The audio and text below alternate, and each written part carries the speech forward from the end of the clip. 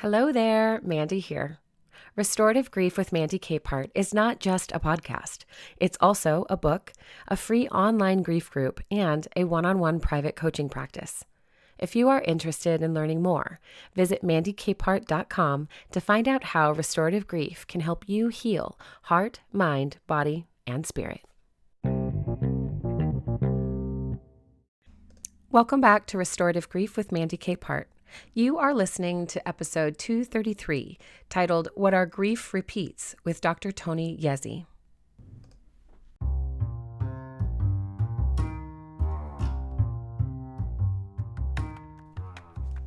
Have you ever noticed how certain triggers can pull you into the same emotional patterns of grief or loss, even long after the original hurt?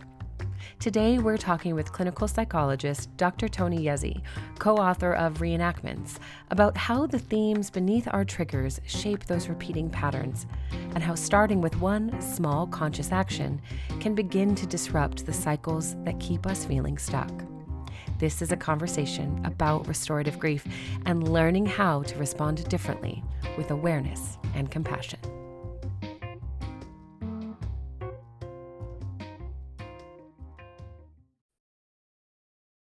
Hi, everyone. Welcome back to Restorative Grief with Mandy Capehart.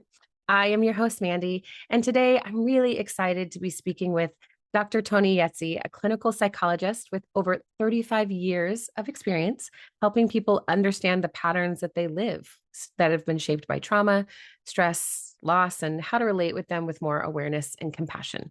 Because we know that grief doesn't always arrive as sadness. Sometimes it shows up in patterns and behaviors, in the ways that we withdraw and react or find ourselves repeating ourselves over time. So he's the co-author of Reenactments, Break the Behavior Patterns That Keep You Stuck in Trauma, Stress, and Everyday Life.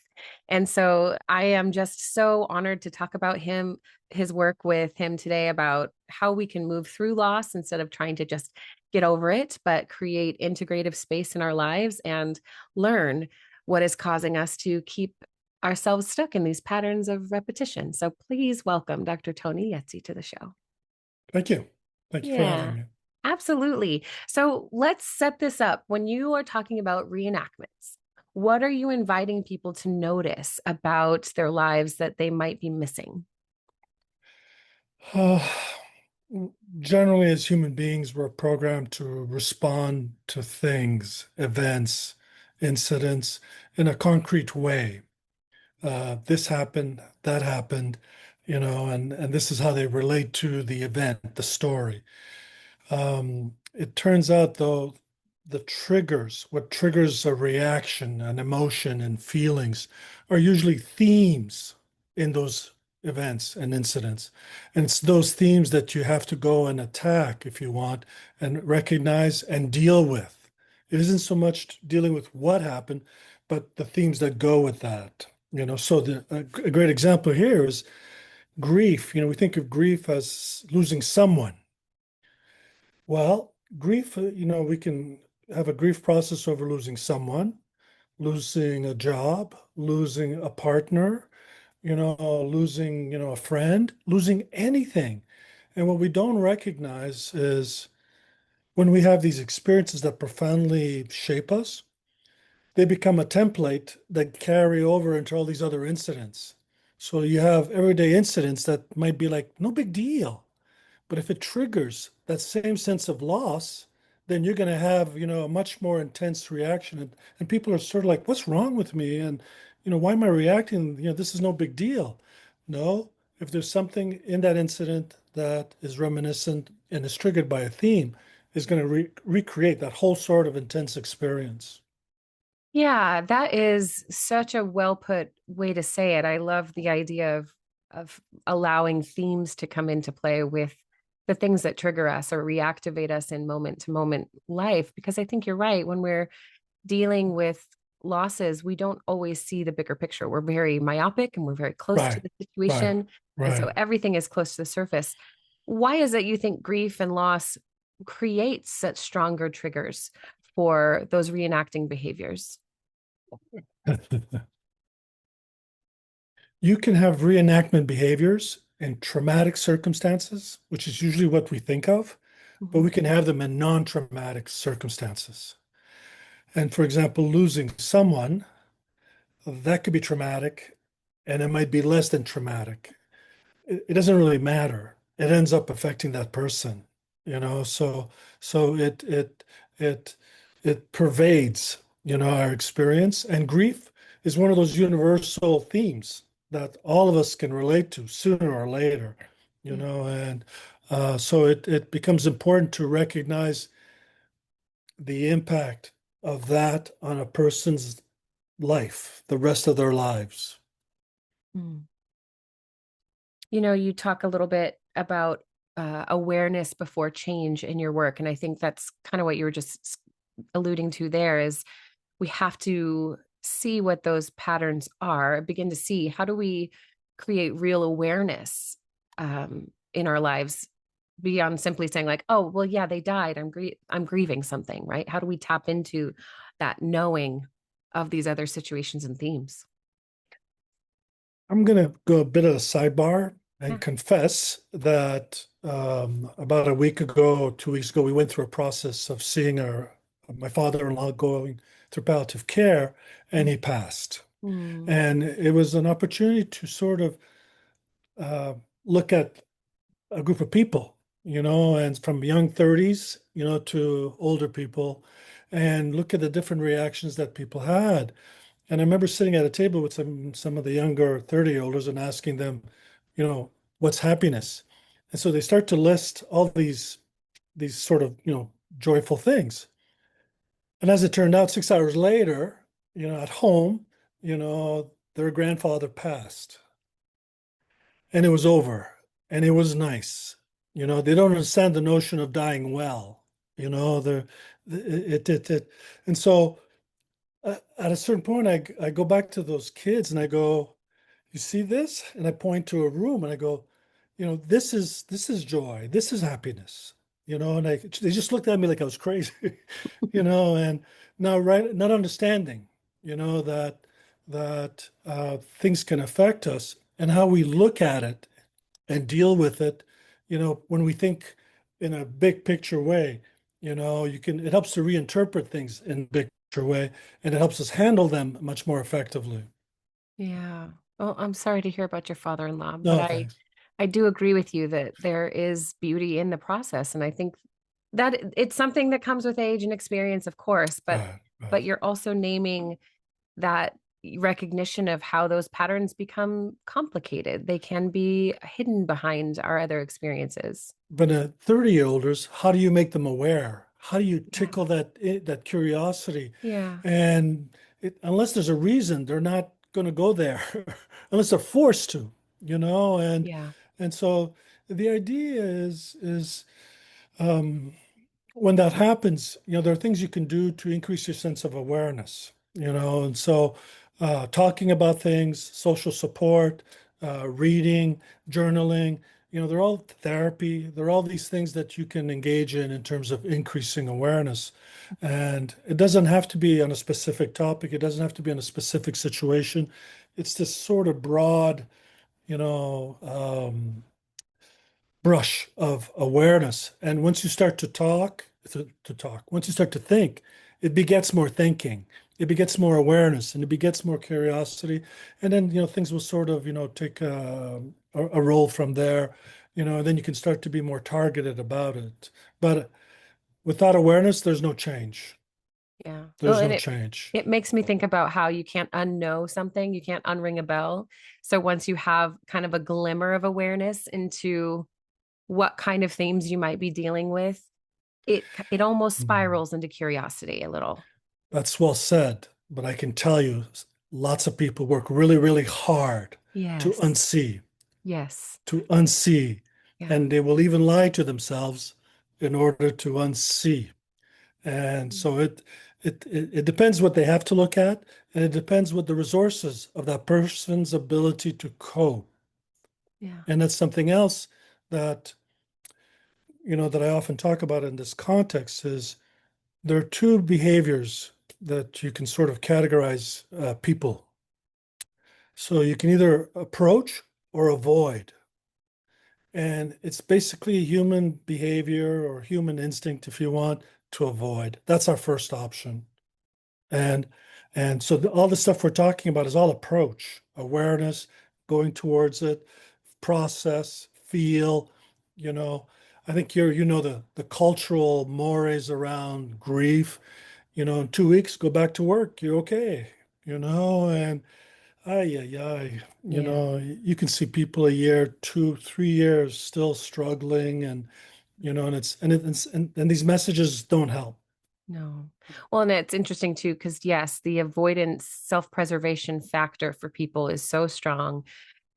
What kind of reenactments have you witnessed in those? And maybe people listening can see them in themselves, do a little self-reflecting and recognize, are there areas I'm avoiding? What are the reenactments you see people living through? Sure. Reenactment themes. These are the things that trigger a person's reaction to a situation. And some of the more common reenactment themes are anything having to do with loss, grief, betrayal, entrapment, not being seen or heard, being abandoned. These are always your like some of the stronger ones.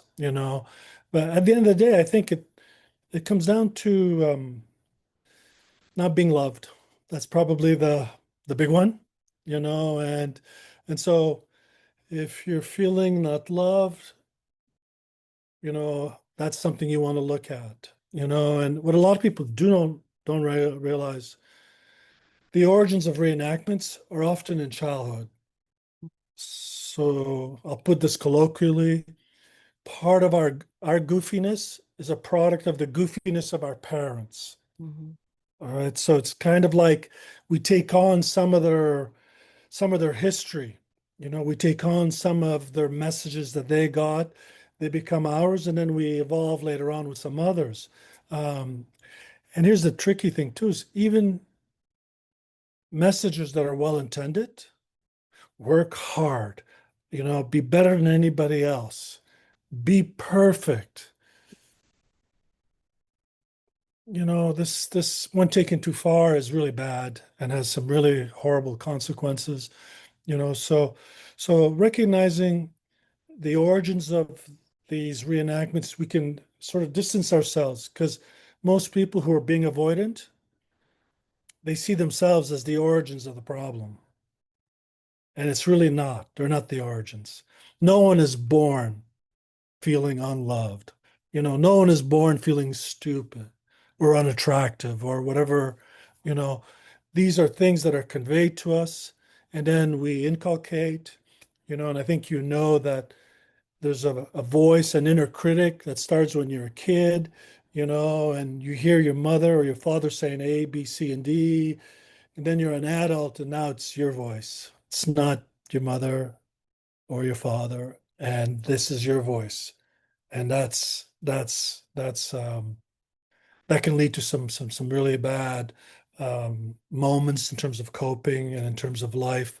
And what happens is people stick with the old patterns. They stick with the old habits. Reenactments are habits. They're old habits. Yeah. Breaking reenactments is new habits. What actions do we need to take to break those habits? And that's where awareness comes in, where a person at least goes, "Oh, this just happens. I'm done. I can't stand this. I don't want to do this anymore. Yeah. I don't want to swallow one more time when someone screws up, and so that becomes your impetus for perhaps, that awareness starting to happen, and then that leads to hopefully change. And essentially, to borrow from Nike, just do it. Just do anything so long as it's different than what you've done in the past. So, a swallower, you just keep it to yourself and you stew about it. Then finding your voice would be breaking the reenactment, saying what you have to say. And even if it doesn't change the other person, you're saying for you. You're saying it, to support yourself, and you know that you've held your ground, and that's a good place to start. I think that's a really important part of it too, is I'm not saying these things or trying to break these reenactments in my life for the benefit of others around me. Are they benefited by it by proxy? Maybe, but that re-allowing our own voice and our own ownership over the path of our lives and where we're headed, I think that really breaks up the um, helplessness that we feel when grief is happening, because grief happens to us, right? That doesn't make us victims, that makes us human. But when there's a situation where people are like, well, I initiated the breakup, or I did this thing and that caused, natural consequences, and now I'm grieving the situation, there's ownership to be taken, but that doesn't mean the blame or the responsibility lies on that person. And I think that conscious choice to respond a little bit differently, even a tiny bit differently, really allows proper ownership to be taken. I love that word. And Yeah. it's like a first rule in a list of rules for how to transform your life. And the word is ownership. Take personal responsibility, for yourself, and if you take personal responsibility for better or for worse in terms of working through that, in terms of how it feels, it's still yours and you're trying to work it. And too much of the world relies on the world to take care of it, and it just doesn't work. It essentially the world takes from us. It doesn't give. That's just I'm going to say a fact. and and so the idea is to accept the world as it is, and to accept you, and to accept that responsibility for your life so that it can be the best life that you want it to be. Otherwise, you're going to be one of those people who's going to go around saying, the world is mean to me, these people are mean to me, these employers suck, and you can go on, and it's always the world, and if that's the perspective, there's no chance of change again, so the only way you can start to have change is you take ownership and you work through. You make that approach and you work through. Yeah. Yeah. How do you think that people can choose new actions that feel authentic to them, not forced, not because it's one thing to say, just do it, just do something that's a little bit different. But it can feel very like, ugh, okay, well, I walked left instead of right, and woohoo, my life has changed. How do you help them celebrate that they've broken a pattern, celebrate that they're retraining their neurons without getting into the weeds about the science and the brain understanding, right? The language, but really help them feel authentically present with themselves when grief is very loud and present. So grief. People tend to avoid the grief because it Yeah. hurts. Yeah. It hurts a lot. And but some of us who've done of have grieved and have worked our way onto the other side will know that approaching grief is painful, but after you do those 2 hours or 4 hours of grieving, you'll be tired and you might feel a little better. And then you're going to make another run at this, and it's going to be bad again, and it will be better after. And then you continue with this pattern, and it might be a year and it might be two, and then you're like, oh, okay, I'm good.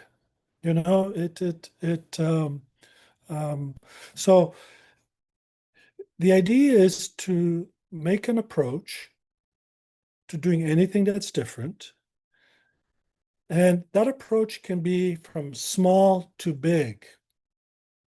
So let's say someone's hurt you. How do you approach that? Find your voice. Okay, how do I find my voice? Do I find my voice in a text? Do I find my voice in a phone call? Do I find my voice in a letter?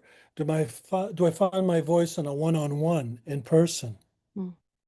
Each one of those moments is a bit harder than the other, and the idea is to start somewhere, the easiest if you want, and make your way up. And with each attempt, here's I think where you find the authenticity is when you kind of do it, even if it's not perfect, there's a kind of like, hey, that felt okay. It felt it's empowering. That's what it is. It's empowering to do something different, even if it's not perfect, even if it doesn't fix things.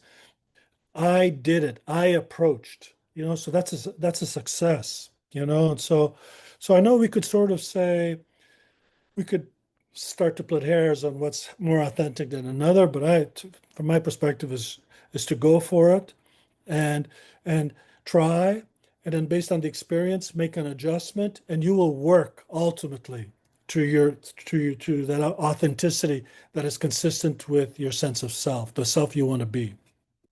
Hmm. While you were talking, I had this visual of someone carrying around a really heavy suitcase, much like we would call this is our baggage, right? Our emotional baggage. That approach might be as simple as like setting it down, taking a step away from it for a moment before you Bravo. choose to open it. Bravo. No, that's a good one.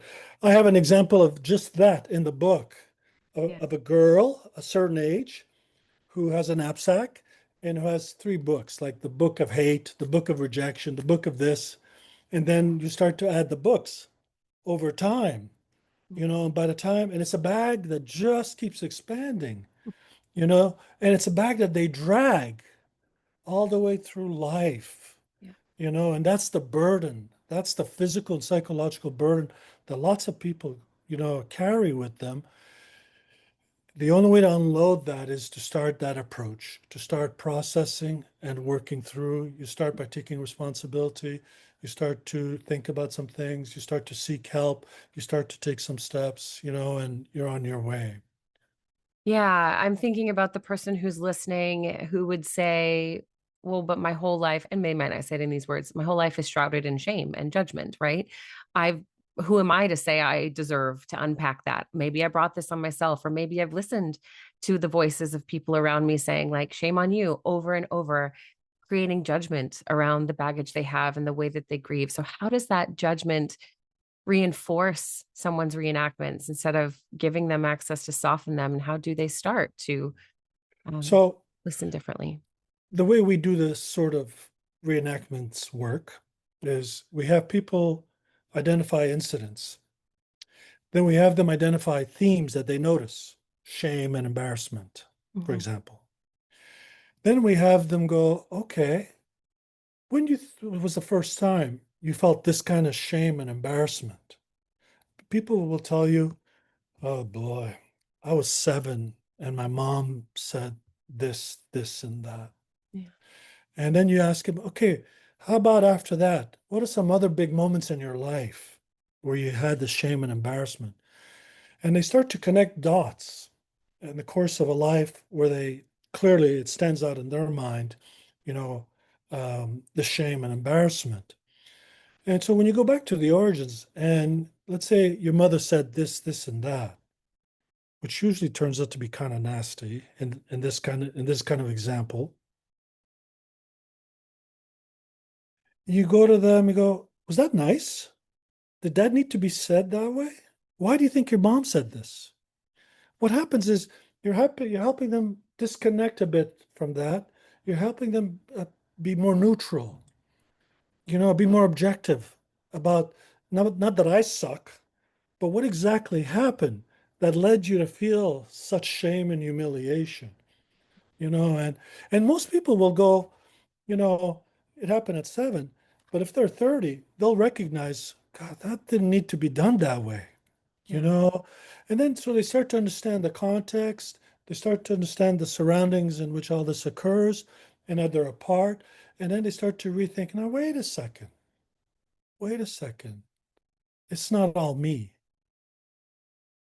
And then you start, you know, so that really helps to sort of disconnect that, you know, the knowing the whys of reenactments, knowing the whys of why you are this way is extremely important. Yeah. If you don't know the whys, then you're following a workbook, you're doing 12 steps. It helps some, Yeah. but that workbook is not designed for you. It's designed for everybody. Yeah.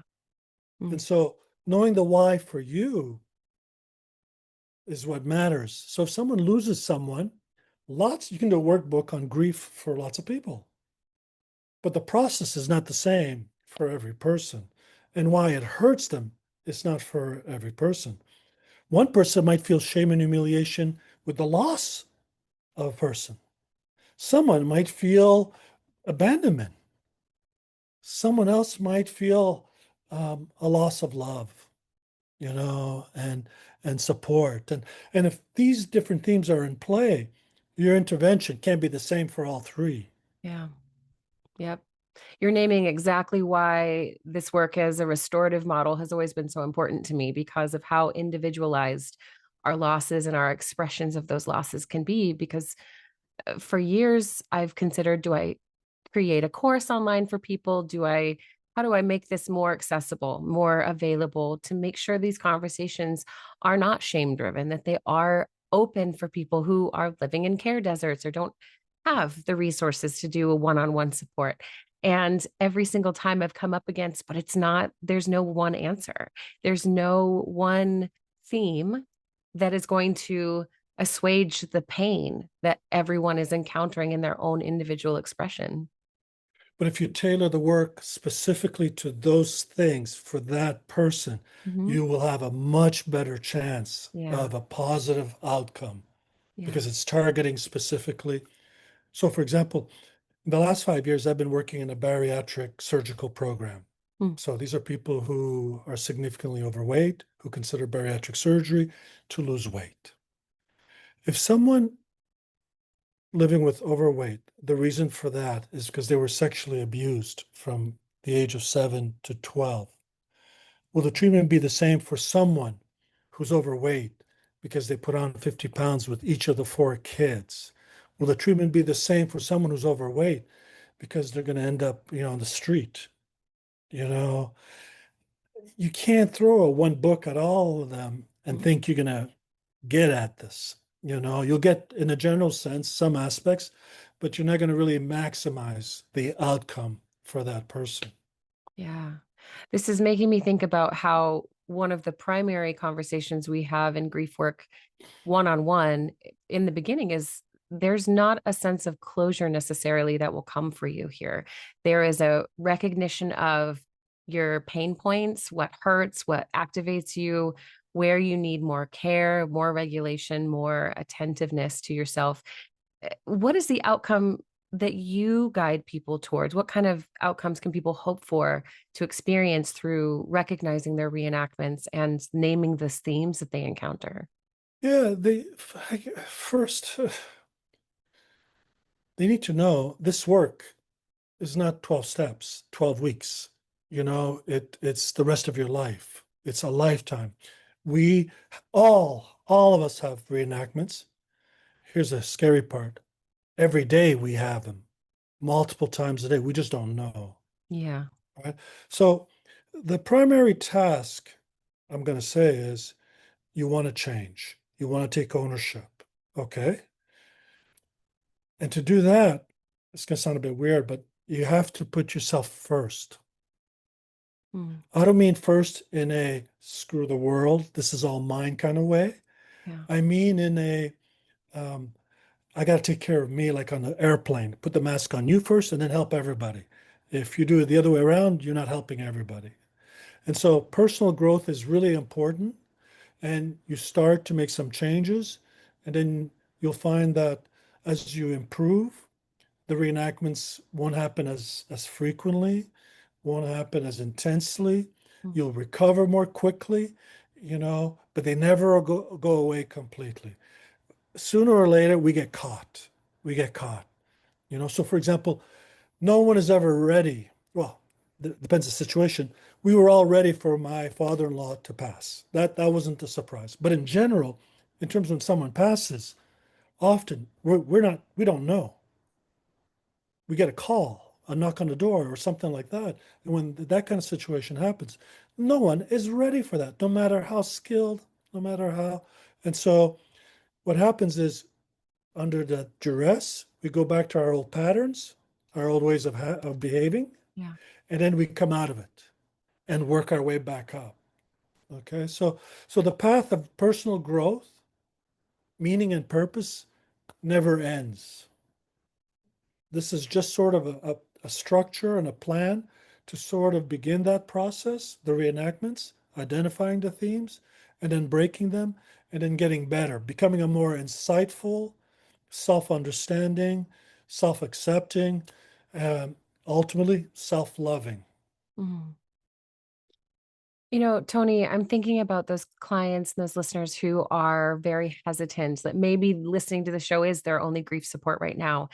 And they're nervous to look at their patterns and start to name their themes. What would you want them to hear right now? That's a good question.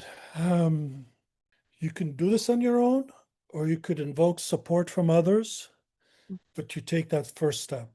Go do something with it. Start writing. So in January, I got to start a journal. It's the death journal. It's not about dying, it's about facing and accepting death and what comes with it, the end of a life, the end of an identity, the end of responsibilities, the end of. So this is just self-exploration, and so you can do it this way in terms of your own path. But the idea is if you don't, you will maintain the avoidance, you will maintain all the bad feelings that go with it. You will never move beyond. And we've seen this. We've seen 70-year-olders still think and act like they were when they were 10. Yeah. They have not progressed. They might be 70, but they're still 10 on the inside. And so the idea here is yes, you can. Yes, you can. It just requires that first step. And if you can't do it yourself, then find someone else. When in doubt, get some help. Go see a therapist. Go see a coach. Go see, these people are, are trained to facilitate that jump start. And maybe that's all they need is a jump start, and then they can take it from there. But take that first step. But it's a big step. And I know it's hard. I think that's the point you're making. It's really hard. And what you don't want to do is the version of hitting rock bottom, Mm. you know, before you decide, okay, now I'm going to make a change. You don't have to lose everything Yeah. to start changing, so I think the there's there's always a time to start this process. Always a time. Now, the way a 15-year-old would do this process is not the same as a 25, and is not the same as a 55. But it is similar in awareness and examining the self and wanting to be better with ourselves. Yeah. So I would, any step, just take the first step. Yeah, that would be it. I think you're completely right, echoing just the recognition of the people in these fields typically are here because we care deeply and want to create a safe place for those who are afraid or those who haven't felt supported to explore. Well, what does feeling supported look like for me? And what might it change? And it's so funny. The other day I heard someone say, rock bottom isn't so bad if you like collecting rocks. And it made me laugh because I thought, oh, listen, as a grief coach and educator, I have collected my fair share of rocks. I have said, let me sit here for a minute. Let me look around and recognize what this is. At the end of that observational process, my goal is not to collect so many rocks that I'm just constantly weighed down by them. My goal is to recognize, like, oh, look, there's a quartz over there. Oh, look, there's more to this surrounding space than just all the rocks here at the bottom. What does the sunlight feel on my face again? What if I had a breath of fresh air? If you carry those rocks for most of your life, you are going to be mired in cardiac conditions, in cancer, in chronic pain, Yeah. in all kinds of medical conditions. And you will be mired in all kinds of psychological conditions that go with that depression and anxiety and PTSD. That's a hard, hard life. Yeah. If you make the changes, you can reduce that burden. It doesn't have to be rocks, maybe pebbles, anything would be better than just these rocks. And so I think I think just even having the wish Mm. to be better, to want a bit more is a good place to start. Yeah. I love that. Well, if you have enjoyed this, I think you should go and pick up a copy of Tony's book, Reenactments: Break the Behavior Patterns That Keep You Stuck in Trauma, Stress, and Everyday Life. And if someone's more curious about other things that you're doing and talking on about and how to reach you, what can they do to reach out? Oh, sorry. Of course. My website, which is Tony, TonyIezzi.com. And on that website, you pretty much have everything, in terms of the book, in terms of posts, in terms of the background to a lot of this. Yeah, that's a good place to start. Wonderful. I will make sure the link is there in the show notes, as well as a link to your book directly. And I'm just so grateful for this conversation. Thank you for being with me today. Thanks. Yeah, thanks for having me. Absolutely.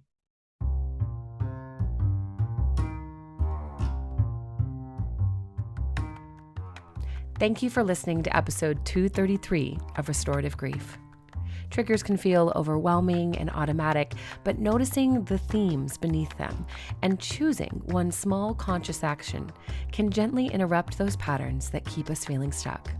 In my own life, I've had many humbling moments of recognizing when I'm reenacting old grief responses and learning to pause long enough to respond with a little more awareness and compassion. And to be clear, it has not been easy, but it's been deeply restorative for the grief I carry and the relationships I want to tend and preserve, especially with myself. If this episode resonates with you, I hope you'll subscribe, leave a review, and consider becoming a patron of the show. Thank you to each of my former and current patrons for the support you've offered over the years. With your investment in this work, grief literacy continues to spread and change lives all over the world. And as always, before we go, one last thing. Please remember, the only solution for grief is to do the work of grieving. Thank you for listening. I'll see you next week.